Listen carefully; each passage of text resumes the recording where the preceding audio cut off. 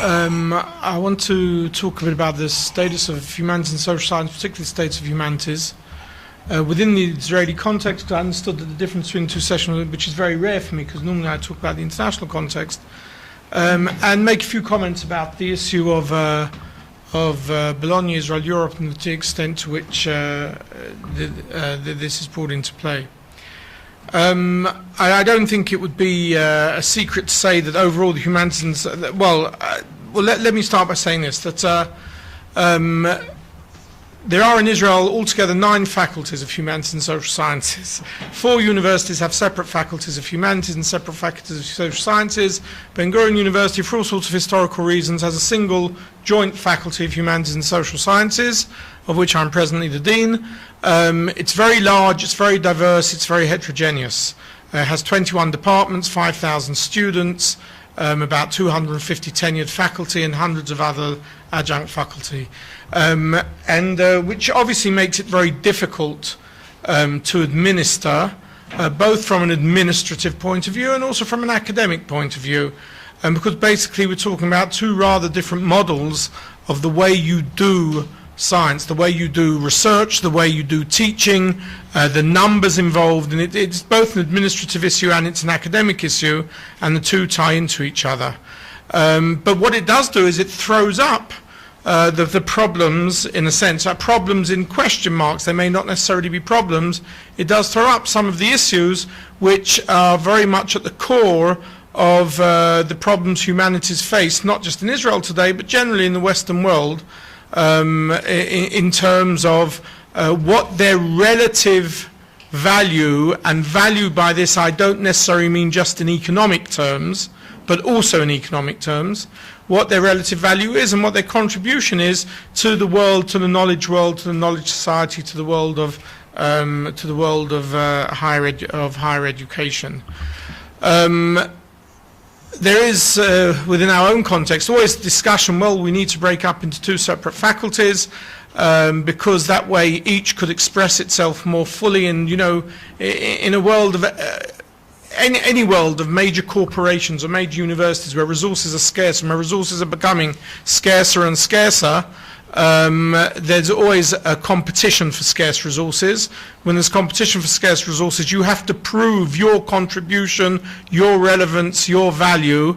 And then, of course, when you have, say, humanities and social science in a single faculty, it's not even faculty against faculty, it's within a single faculty where you have 2 very different models, and you're always trying to have to prove your worth and your value. And the question as to whether overall in universities as a whole, and particularly in Israel, where we're run by an absolutely disastrous, awful model called the Vatat model, whoever invented it, and well, I won't say anything about that, but really it's a disastrous model because it's created competition for the sake of competition instead of competition for the sake of academic excellence. The idea behind it is very good, because in the world of scarce resources you have to be better and you have to be more excellent, and there's a lot of wastage in the Israeli academic system, no question about it, as there are in many other academic systems. But what we've developed here is a system where we compete for the sake of competition, for the sake of numbers, and not necessarily for the sake of real academic excellence, and we've gone too far down that road, and we have to redress that balance within Israel over the next few years. And of course what happens is when you compete for the sake of competition and compete for the sake of numbers, then of course the humanities isn't really out there in the game, because we often forget that the original core reason, you know, what were universities to begin with? Universities, the original universities, grew up around theology, around law, around philosophy, and what we call the hard sciences came much later. The difference between being a technion and a university, I don't mean in any way by saying anything value loaded in that whatsoever. A technion is a university, but in a sense the term university is very much traditionally focused on the role of the humanities and social science, and the question whether the contribution of humanities to society, the profit that is brought through humanities by the fact that you have thinkers and ideas and discourse, but which is not translated into huge research grants and is not translated into huge patents or things which a country can sell to other countries in the world, that is not the case. Humanities is never going to be the case. Humanities, and it should not be the case of humanities, but that has become such a major consideration within Western thinking about the role, the way we manage universities today, because of the tightening of resources, because of the increased privatization, the lack of public participation, the withdrawal of government from funding. So if you looked at every one of Israel's universities, you would see that the relative percentage of public funding in Israel's universities and all institutes of higher education today are significantly less than they were in the past. That doesn't mean to say that public institutions don't fund Israeli universities significantly. They do. And without it, the universities would just collapse here. But it has put the onus, obviously, on the universities in finding alternative sources and alternative resources. And it's always easier when you're looking at just in economic terms to find those alternative resources, obviously, in the hard sciences, the medical research, the water research, the regenerative medicine research, and so on. It's an obvious thing. It's a logical thing. It doesn't need a lot of explaining. But it then does raise the question as to how society values, what value does it place on the importance of teaching and research in humanities? And that's a very big question which is facing Israeli academia today, no less than it's facing academia in most places in the Western world. The issue of the humanities, or the so-called crisis of humanities, is something which is global. It's not just Israeli, it's not just European, but nevertheless there are different countries which place a greater or a lesser emphasis on this. And I think it's fair to say, I don't know this case in every single European society, but even within Europe it's very different approaches to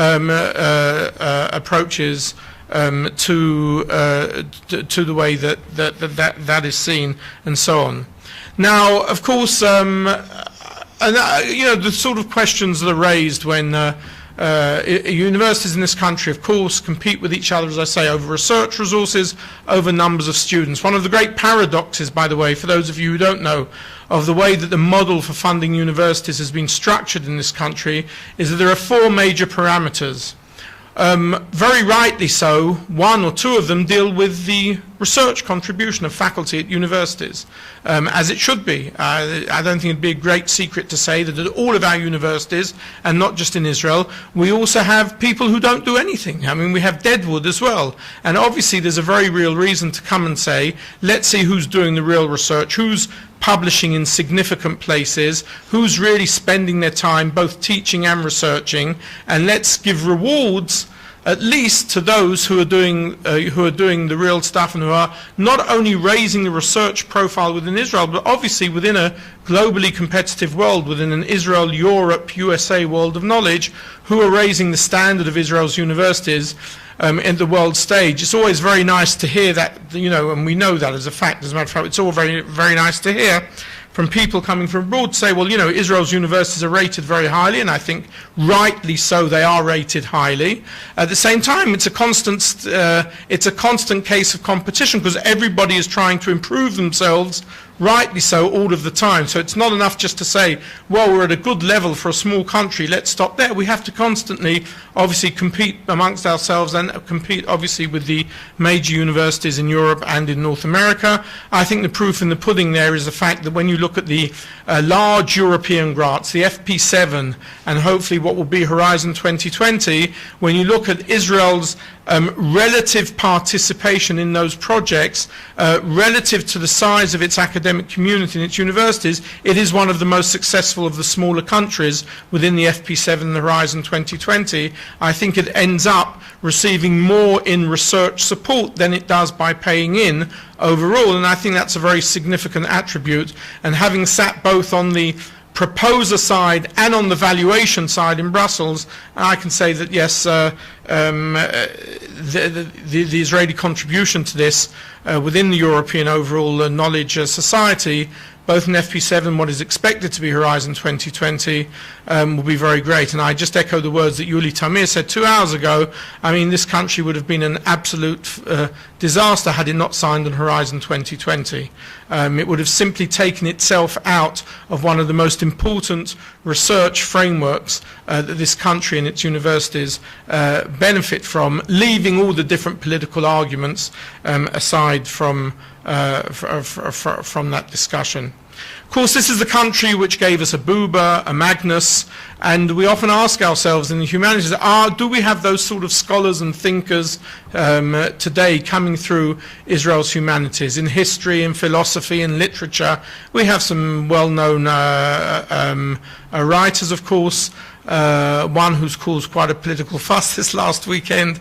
Do we have the sort of philosophers and historians and linguists, etc., coming through today in the humanities in Israel that we had 30 and 40 years ago? Question mark. Do we have the same sort of philosophers, historians, literary scholars coming through the great European universities in Germany, in the UK, that we had coming through 20, 30 years ago? And of course, the question is open, but I think it's fair to say that clearly the value that society on a whole, in a society where we judge ourselves much more in the parameters of economic efficiency, administration, and so on, I think it's fair to say that the relative value any society gives to those attributes is much less than it was in the past. And the idea that you can take the concept of profit and say that profit is not just an economic term, but profit is very much a term of what is the value added that it gives to society as a whole, to have thinkers and ethical thinkers and philosophers, that is less, until it begins to be analysed within this framework of the terms used of profit, then I think the humanities is going to sort of not really restructure itself in the way that it needs to do in order for it to return to the value position it was in 20 and 30 years ago. And there's no question that, a lot of my academic colleagues will come to me when I'm trying to make structural changes within a faculty and saying, we also need to do our part, we need to tighten up. It's not just that the other side just talk about money and economic efficiency and profitability and research grants. We also need to do our part on this, and if we have departments which have very low demand, very few students, if we have faculty who really are sort of just coming in, doing their teaching hours and then not seeing them again during the week because they're sitting reading books somewhere else, not necessarily in the libraries, then we also have our own problem in this system which we have to restructure. I'm always fought back with the answer, well, this is impeding on the academic freedom. Very problematic term, academic freedom. It means lots of different things to lots of different peoples, but sometimes when we overuse a concept, we cheapen the concept. At the sake of being political, I would argue the way that we overuse the argument of anti-Semitism for all sorts of things in the last few years, we've cheapened what anti-Semitism really is about when it really comes up. And I'll apologise if you don't like this metaphor comparison, but I think to a certain extent we've also done the same with academic freedom. Often the reason for not making changes which you need to make within academic structures, when it's just said, it's academic freedom, how can you, I'll give you one of the examples, I often get my colleagues coming to me and saying, how can you envisage a university in Israel called after the name of Ben Gurion, say reducing the size of its Bible program just because it's not economically efficient and because there are no students? This is an infringement on academic freedom. Now, it's very hard to say, and it's very interesting that a number of universities in Israel, of all places in the world, at the moment not Ben Gurion, but a number of universities in Israel, of all places in the world, have actually cut out their Bible program in the last few years, which is a classic humanities program, because of the lack of students or because of the lack of numbers and so on. And I think to a certain extent that we, within the academic world as a whole, are sometimes to blame for the changes which are imposed upon us, and this isn't just a humanities argument, but generally, because sometimes we're too slow in understanding the reality of what's happening around us. The world has changed. The world of the year 2000, of the new millennium, is a different world to the one of the 1960s, which in turn is very different to the world of the 1930s, and the time when you could expect public resources just to continuously sort of I wouldn't even use the word invest, but to support a lot of esoteric areas of study without even thinking about what the feedback is. I think that time has gone, and sometimes I, as a great defender of the humanities and the social sciences, also have to come to my colleagues and say, but you know, we have to take ourselves into hand and understand what is feasible and what is not feasible within the wider context of how universities operate at such a time. At such a time. So in other words, in order for the humanities and social sciences to really reconsolidate, and I think it certainly, this, you know, has certain bearings in some European countries. Again, it tends to vary from country to country, and also with the prestige of the universities and what particularly they're famous for. Then it really needs a dual sort of strategy here. On the one hand, as I say, from below, you need, in a sense, scholars to take themselves in hand. As I say, that's true across the board, but it's particularly true in the humanities and the social sciences, but particularly true in the humanities. But on the other hand, you also need a recommitment to the value of humanities on the part of governments, on the part of public funding agencies, and the understanding that, yes, it's important to have students, it's important to have good research grants, but that is one facet of what the higher education and knowledge society is about.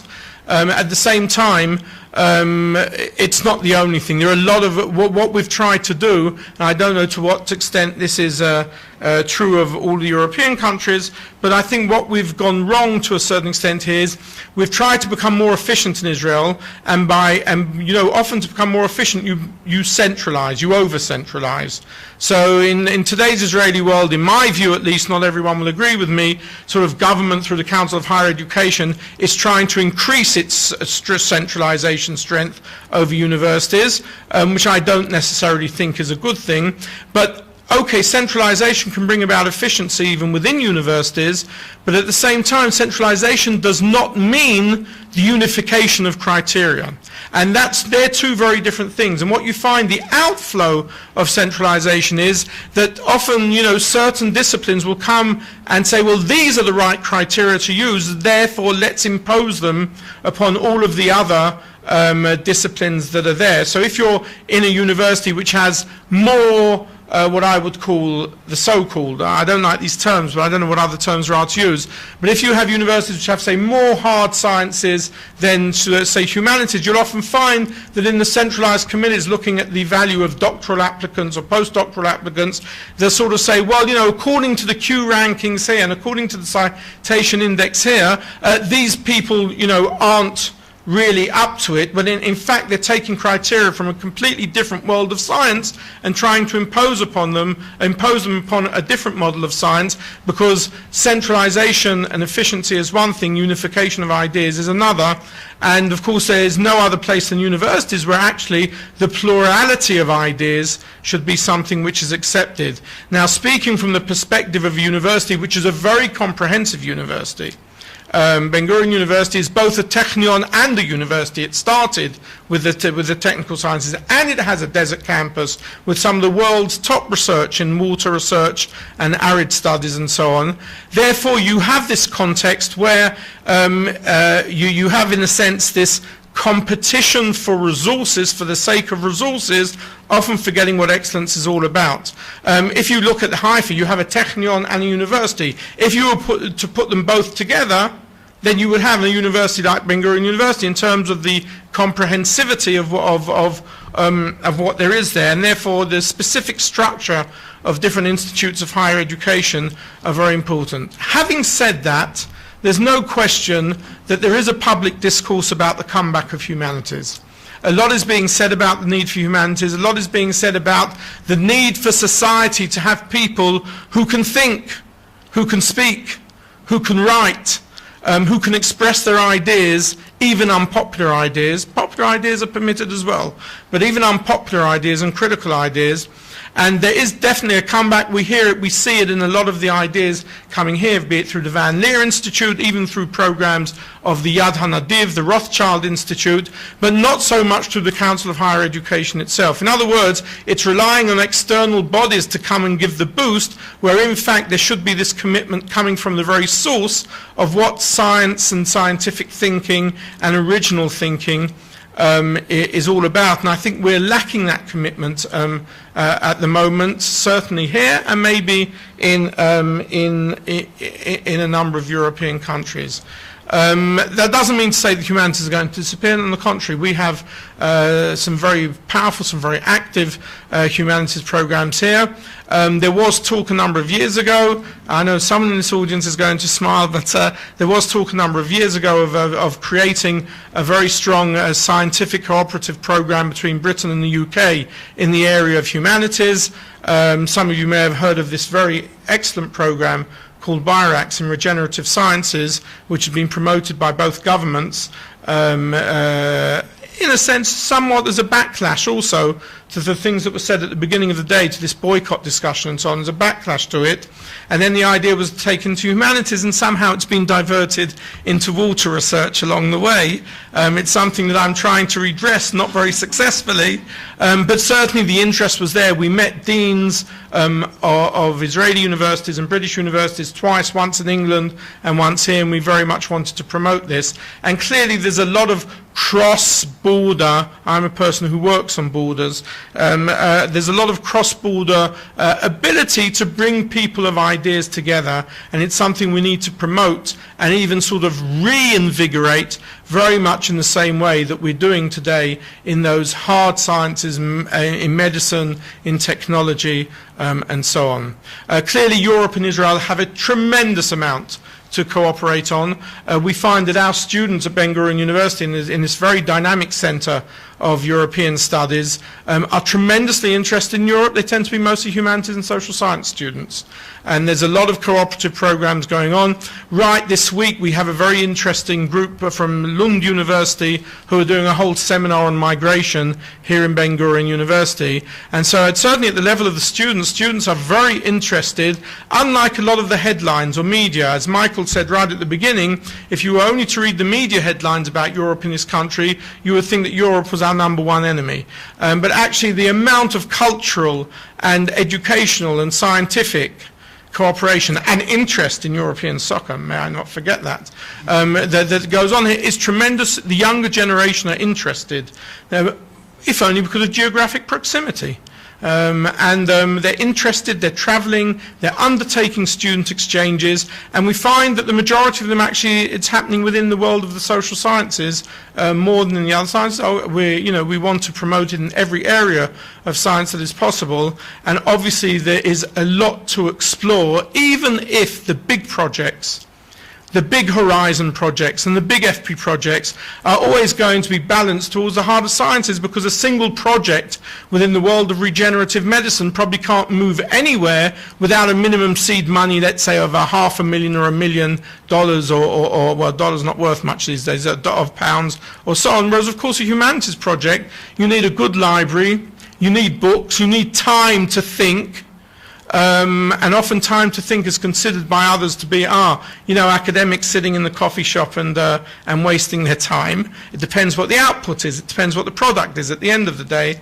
But you need these things which don't necessarily need resources. The fact that they don't need resources obviously doesn't mean they don't have value. And I think we have to rethink our way through this whole argument if we want the humanities and the social sciences to be as strong at both Israeli and European universities as they were 20 and 30 years ago. Thank you.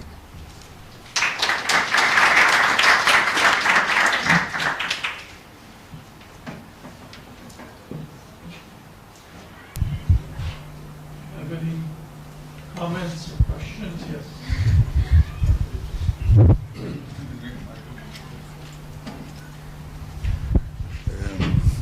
I own a book which I forget the title of, but it's by two sociologists, and it was published by the Stanford Publishing, Stanford University, which documents that the decline in humanities is not a phenomenon of the last 10, 20 years, but it is a phenomenon of the last century, beginning from the beginning of the 20th century. And it documents it by looking at university directories of courses, and it shows how the number of courses in humanities declined throughout the century, and the gainer was not the natural sciences, but the social sciences. So, yeah, and the reason is that the humanities do not, in general, pay enough respect, for facts. There are speculations and things like that, but the humanities, as you say, they are on a decline, not only in this or that region of the world, but all over the world. And not only it is seen as a decline of support by the governments, but also by charities. There is a documentation of the amount of money the charities give to humanities, and it is on the decline. And it is because the humanities champions always say, you cannot measure. You cannot measure our contribution. If you cannot measure our contribution, it looks like, the emperor's new clothes. Anything that cannot be measured can be significant. Okay, I think, first of all, that's an interesting statistic. It doesn't surprise me, really, because, of course, the social sciences, as we understand them, sociology, political science, some of them are really inventions of the 20th century.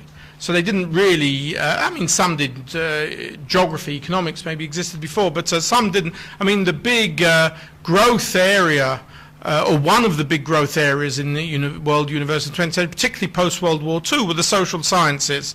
And there's no question that as looking historically at the role of universities in developing ideas and theology and law and philosophy, this was clearly, that is something which time changes. I think there's truth in both arguments. I think to a certain extent you have to be very careful. You can't empirically measure everything that comes out of the humanities. How do you empirically measure, again, I use those two names simply because they're Israeli names, but everyone can, bring the scholars in from their side. How do you empirically measure what the importance of a Buber or a Magnus was to the way people think and discourse? Or, I could use other names and then anyone would say to me, well, these are politically contentious names, but on the whole, often great philosophers and thinkers are politically contentious people because they challenge you. They challenge you to think and they challenge your ideas. So I think there's a lot of truth in the fact that you can't measure everything, or if you measure it, you have to measure it using different criteria to the way that you often measure, the so-called hard side. That's on the one hand. On the other hand, I think the humanities are coming around to the fact that there are things you can measure. And here I say, and here I'm being self-critical and saying, yes, scholars have to take themselves into hand sometimes, and there are things you can measure. So, for instance, the big debate which is going on in the Israeli funding system, what we call the Vatat model, is how you measure research publications. What is included and what is not included? What is the value of such and such a publisher or such and such a journal with such and such a book? And clearly in the first round of it, the humanities criteria were not really taken into consideration. It was very much based on journal articles and not so much on, say, chapters published in books. Now that may sound very trivial to you, but 80% of humanities scholars will tend to publish chapters in very important books rather than going for the journals. But that's something which corrects itself over time. There's been a huge, I would say, representation on the part of all of the country's deans to the Vatat on that issue, and we certainly hope that the next time they bring out the criteria, this will be taken into consideration. There are ways of measuring. I think the question is of finding the balance, because, as I say, you cannot measure the importance of ideas, of values, of ethics, of discourse, of argumentation in hard empirical terms. And on the other hand, given the changing world in which we live, there are other types of measurement, and certainly measurement within certain scholarly communities against each other and comparative to each other, which can be done. The humanities has to move in that direction.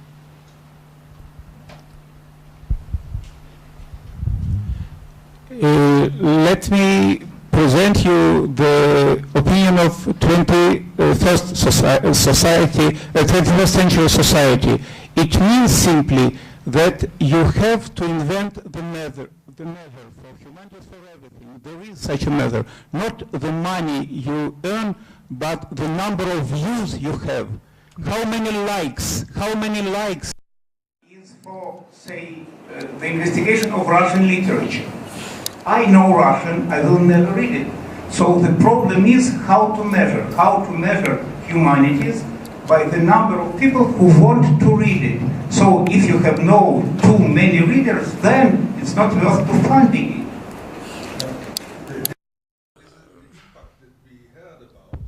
Impact also, arts and humanities also has to show impact, right? And I read a report by by a committee of modern history in the UK, and they say the following: we do very good research, but it is also, as you say, consumed by the public because it is accessible and the public understands it, which cannot be said, they write, which cannot be said on other parts of history. Okay, in okay. the UK. The question, I mean, I know from my own very strong contacts with British universities, I'm a graduate of the British university system, and I still maintain extremely strong contacts with them. I mean, I know the question of relevance and impact in the latest research exercise is a contentious one. Okay, is that the good use of a British understatement? Yeah, but if you're going to look at the issue of impact and relevance, again, you know, how do you measure impact and relevance? Often the impact on public discourse, of contentious ideas, often many more people will read those and will read the most important research-breaking invention on cancer, which none of us would say should not be done. So again, it's a question of how and who determines the measurement and how we determine the measurement. Look, I've got to say that I have a little hobby. My little hobby is that every week I write, or nearly every week, I publish a 1,000-word essay, normally political, but not always, in the Jerusalem Post. I'm one of their left-wing fig leaves. It's a hobby. I don't get paid for it, so I don't get paid a penny for it, and they don't interfere in my ideas. Very often, one in every two pieces, I will tie into a conference. I may even use this as a means for writing about academic politics next week. This and the Board of Governors together. I've got some evil ideas going around my head. I'll often bring up issues, or in my own research in geopolitics or borders or so on, at which I can put out one or two simple ideas at a very superficial level, which I may explore in much greater depth in an article or a book that I've published, which my students and my peers read. And I'm very conscious, and I don't mean this in any belittling sense anymore, I'm very conscious of the fact that that 1,000 words on a Tuesday morning has so many thousands of hits, and people get annoyed about what they write, they support what I write. I learned a long time ago to have thick skin, because normally people only write in if they disagree with you. People who agree with you never write in to tell you. So if you're ever going into that world, be aware of that. Don't get too het up about it. But I'm very conscious to a certain extent, and that's part of me being part of a public discourse. Now you could say, well, that's you as an individual, but it's not me as an individual, because the paper want me to write because I'm a dean of a university who works in certain areas, and they know at certain points there's a bit of a contact along the way, even though there's a clear differentiation between the two types right now. Is that an impact? I don't know. Is that considered an impact? Probably in the recent UK exercise that would be considered an impact.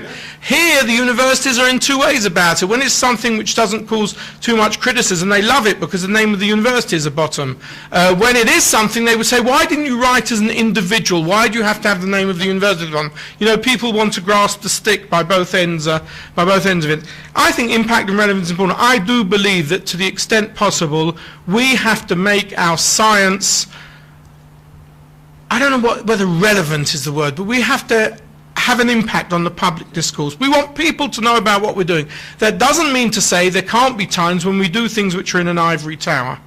Because there are clearly areas of research and thinking and history which it's important to know about and to write about, even if not millions of people are interested in. But that is on the side. That's not at the core of it. I do think that if we expect to be funded by the public, we have to have something to say which parts of the public are interested in. And that's as true of medicine as it is of the humanities and the social sciences.